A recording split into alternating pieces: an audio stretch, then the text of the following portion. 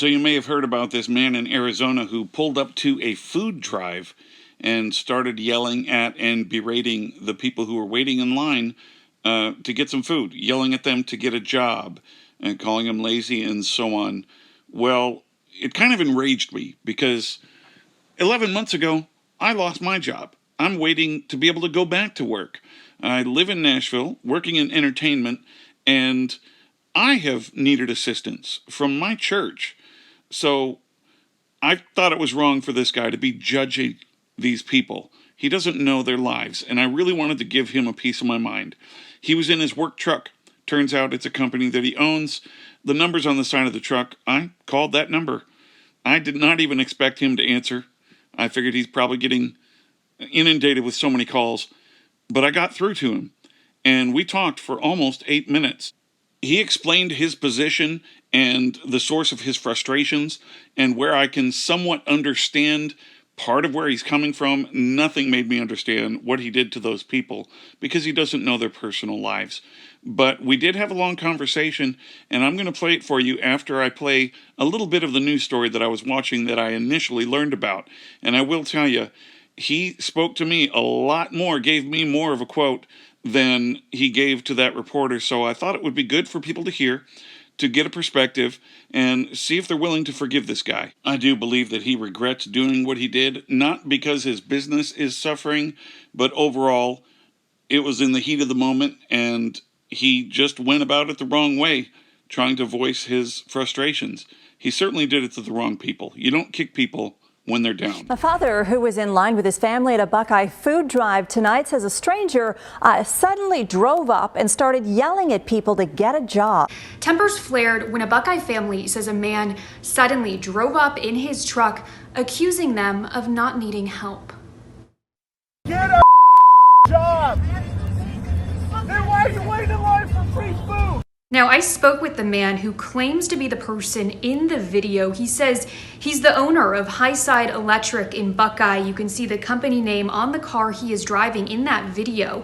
He told me he stands by what he said, saying, quote, "Those people need to go to work and they ought to be ashamed of themselves." This Ryan. You know, I had a great career, and 11 months ago, my mayor shut my job down, and I need help too. Hey, partner, I feel your pain. But I'll tell you what, I don't know where you live, but if you lived here, there's more jobs. We can't fill the jobs. I got a friend, a trucking company's bringing 30 guys in from South Africa under a government program. He pays $22 an hour driving truck. He pays $5,000 a head to fly him over here. And hey, what I said was wrong, 100% wrong. I shouldn't have fucking done it. I had a terrible day. I got 4 job openings. I don't anymore because my customers, don't want me on their property with my logos. So, but, honestly, I'm just saying, I work in entertainment and I'm in Nashville and I've got thousands of people. And dude, that sucks. I think you should be allowed to work. Thousands of people out here put out of work by their government. So, I've been getting food from my church. So, I'm not here to attack you. That wasn't a church. Hold on. That's my community. It's not your community. It's my community. My community is different than your community. I am born and raised here. I am from this place. I'm an Arizonan before I'm an American. I'm from the west side of the valley that I live in, and I've lived in that same house for 30 years. I know my community, and I understand. And one of my actually best friend has a hair salon, and she went and had to sell food and deliver it to people's houses when they shut her hair salon down. And I was so upset. I think it's up to her and it's up to her customers if those people should be allowed to go in there. Well, another thing I'll tell you, this is a big agriculture community, of course, is that development's moving in, the agriculture is going away. But if it wasn't for these people if it wasn't for the people we have to bring in from foreign countries, there would be no food at that food bank. And that upsets me here. I'm not talking about where you live because I don't know what it's like. I get you there, but do you individually know everybody that you were yelling at there?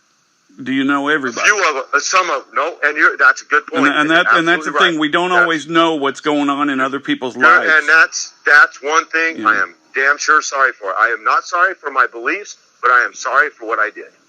I did it absolutely wrong. And the reason I was in my company truck. The first person I was talking to when everything went to shit knows me personally. Me and her don't get along. It's my kid's school. Yeah. That's not a church. And the school, one problem I have is that school went away from teaching, and now they're just a food bank for everybody. My kids need an education, but I should have called. I should have went. There to are a lot of other frustrations, and that I can understand. It's just I should have went to district. I shouldn't have done what I did. If we straight up thought about how would Christ treat these people, we would all act a little differently. So I feel like I can speak for him that he wouldn't have done that, and I know that you're not Christ, but we can all try to be. We can all try to be as close as we can. That's what you're supposed to do. That's what you're supposed to do. No, I agree.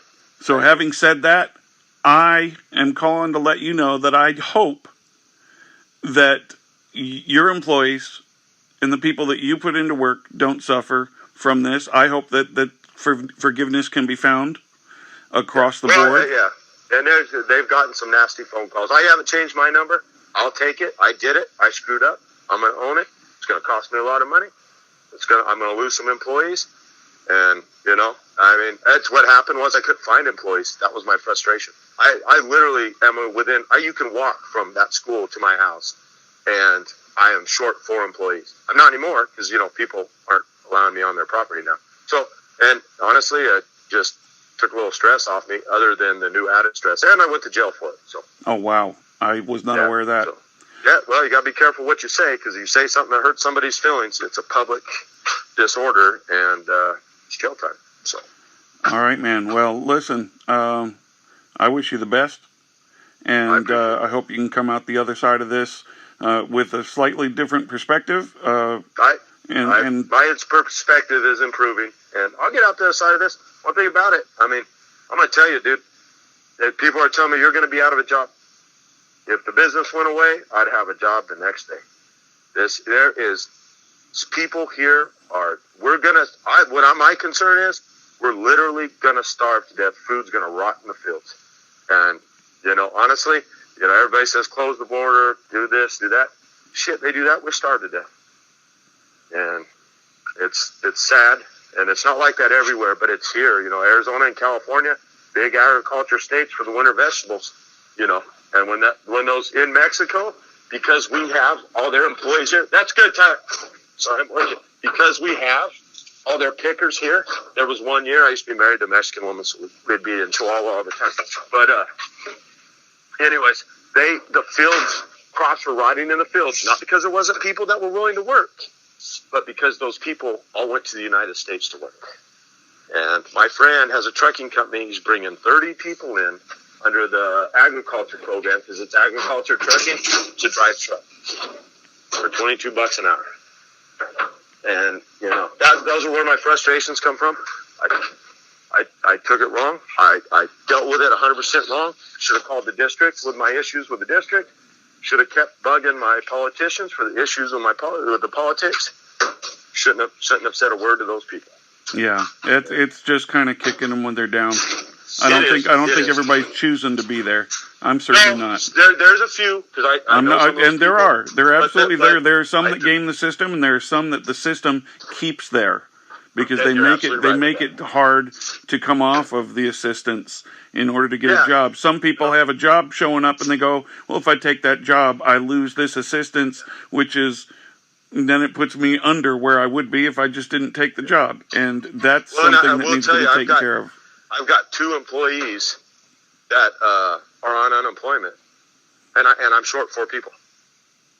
And they made more money with me. Yeah. And that's tough, dude. Because I'm literally calling politicians, going, I can't find people here. I can't find people here. I had people quit the day you made their unemployment bigger. What am I supposed to do? And literally, my congressman is Raul Grijalva. His answering service, when you get there, it says, we're not working because COVID. I'm like, oh, thanks for being a man of the people. You know what I mean? We're not working because of COVID. Can't answer your phone. You can't have your assistant answer a phone because of COVID. And it just frustrations, man. You know what I'm talking about. Yeah, I get it. Well, I appreciate you owning that, and I also understand where the frustrations lie. So I hope you have a good day. Okay, you too, partner. Yeah, bye.